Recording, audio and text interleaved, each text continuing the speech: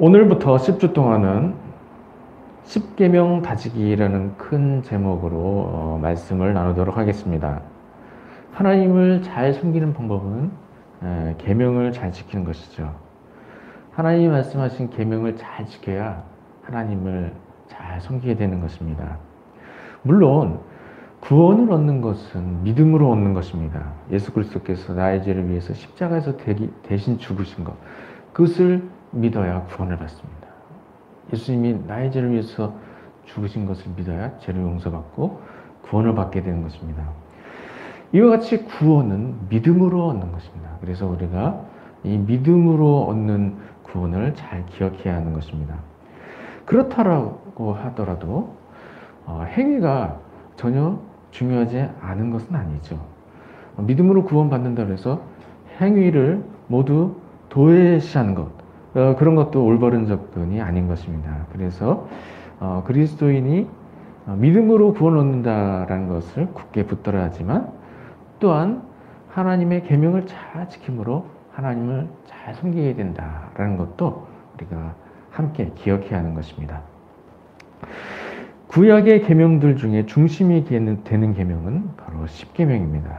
오늘부터 10주 동안 십계명 말씀을 살피겠는데요. 이 십계명 10가지 계명을 우선적으로 잘 기억하고 십계명을 잘 지킴으로 하나님을 더욱 잘 섬기게 되기를 바랍니다.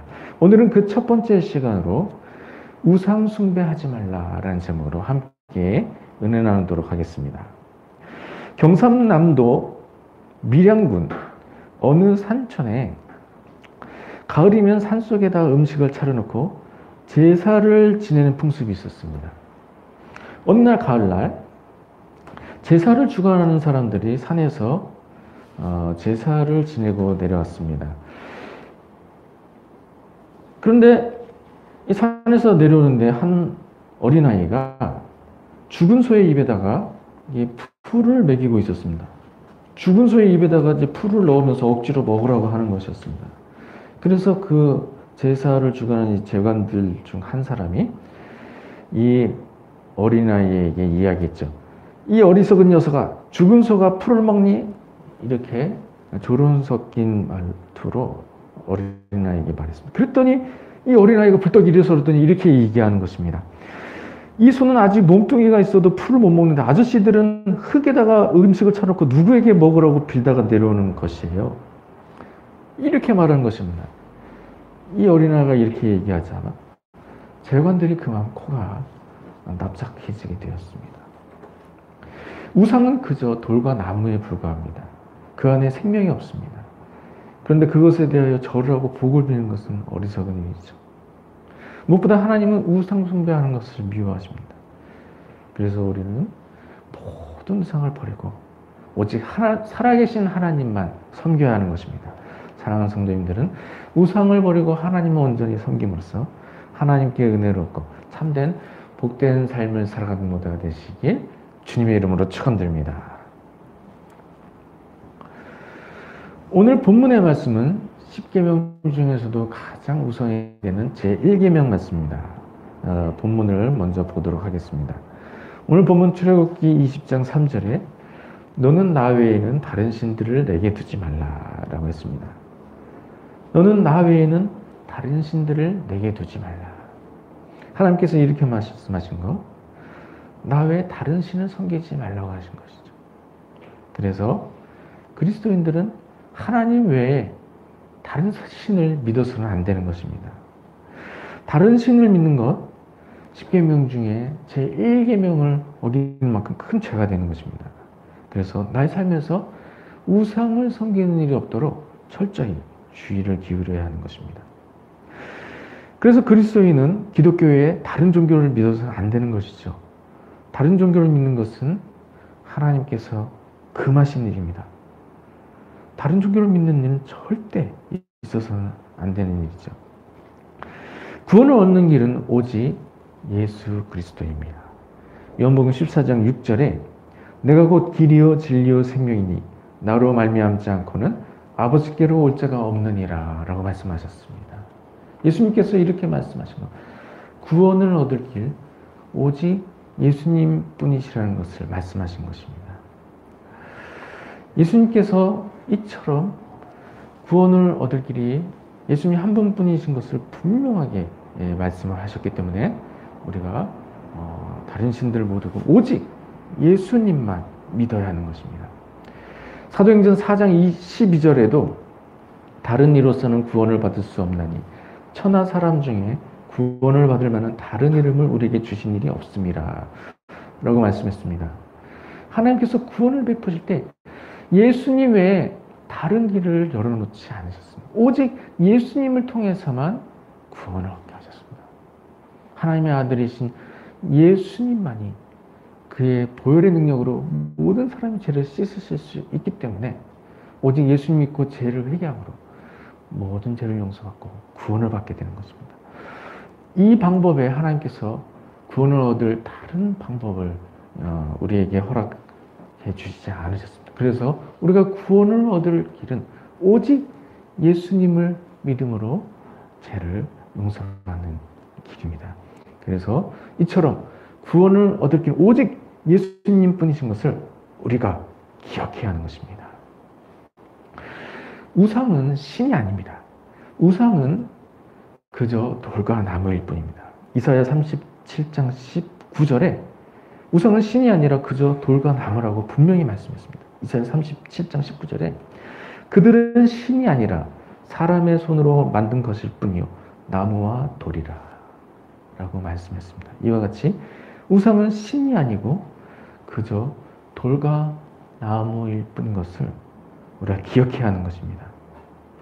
이사야 44장 15절에는 우상 숭배하는 일의 어리석음을 잘 말씀해 주고 있습니다.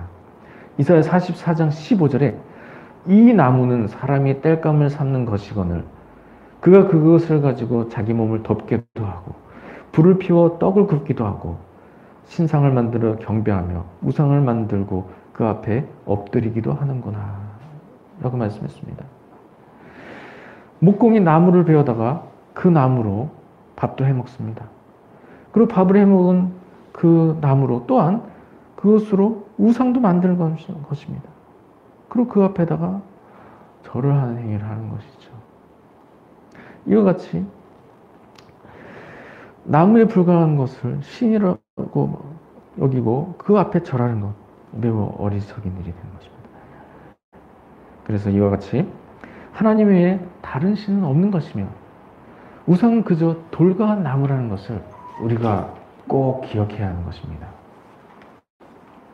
그리고 무엇보다 하나님이 이런 우상을 섬기는 것을 매우 미워하십니다. 그래서 10계명 중에서도 제 1계명에 두신 것이죠. 우상을 섬기는 것이 왜 큰 죄가 되는 것일까요? 우상을 섬기면 그 일을 통해서 하나님을 섬기지 못하게 되는 것입니다. 마땅히 살아계신 하나님을 비난해서 하나님을 섬기고 하나님을 높여야 하는 백성들이 우상에게 빠져서 우상에게로 달려가서 우상 앞에 절을 하게 되는 것입니다.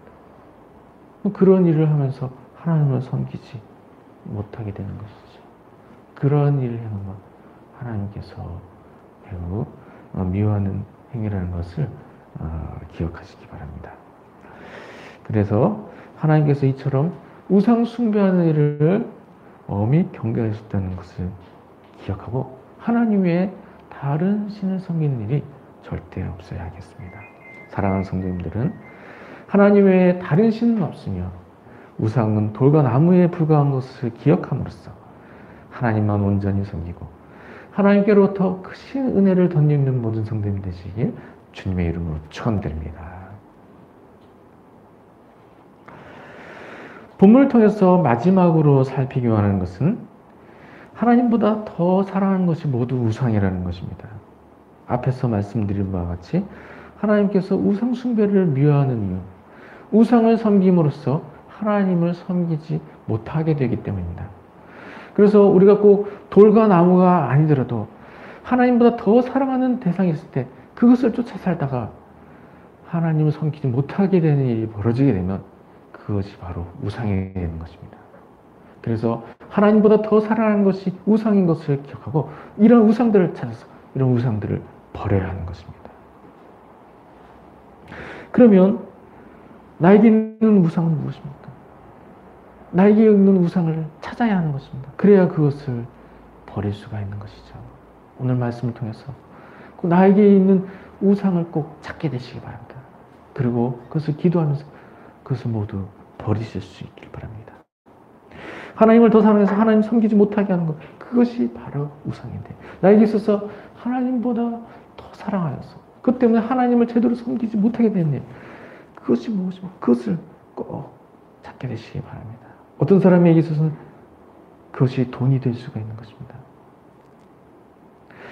돈은 그 돈 자체로는 매우 유익한 것이죠. 돈은 물과 같은 것입니다. 이렇게 말씀드린 것. 물이 어떤 역할을 합니까? 물이 바다에 있지 않습니까? 바다 한가득 물이 차 있습니다. 그럼 그 바다에서 이 수증기가 증발을 하게 됩니다. 그러면 그것이 이제 식어지면서 구름이 되죠. 그러면 그 구름이 떠다니다가 육지 위로도 이렇게 흘러가게 됩니다. 큰 구름 같은 경우는 그런 구름에서 비가 내리게 되는 것이죠. 이와 같이 바다에서 수증기가 증발해서 땅 위에서 이제 비가 내리게 되는데요. 이 비를 통해서 이 생물들이 소생하게 되는 것입니다. 그리고 사람들에게도 많은 유익을 끼치게 되는 것이죠.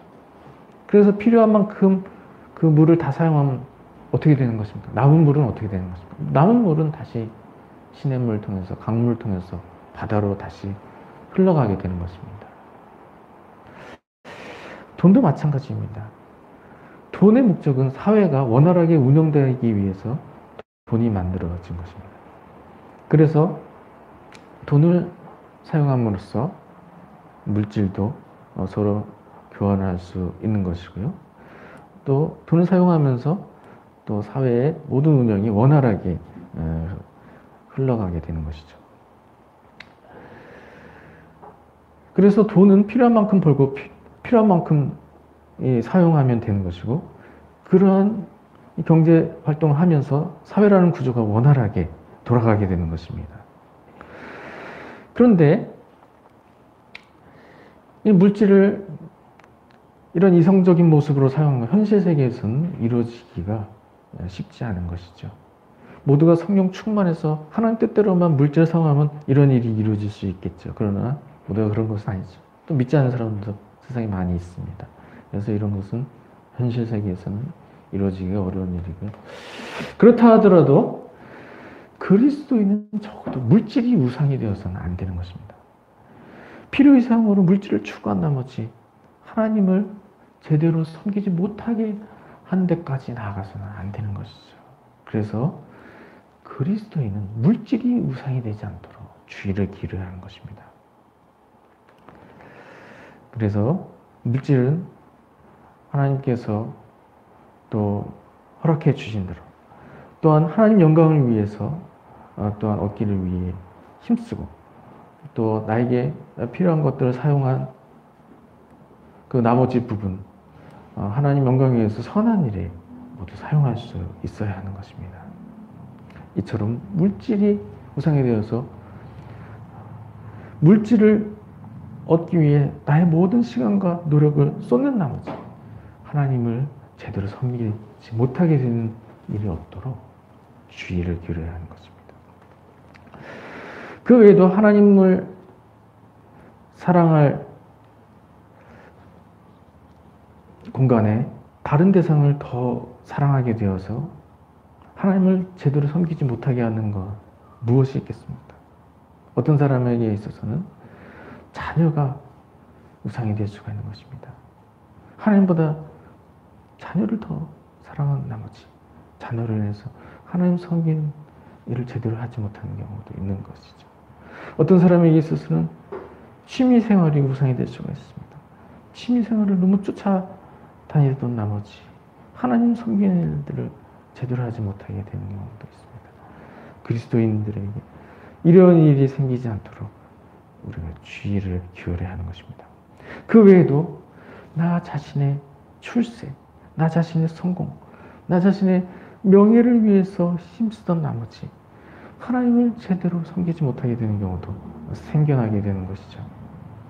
출세, 성공, 명예가 하나님을 위한 것이라면 그것은 바람직한 일이라고 할 수가 있겠습니다.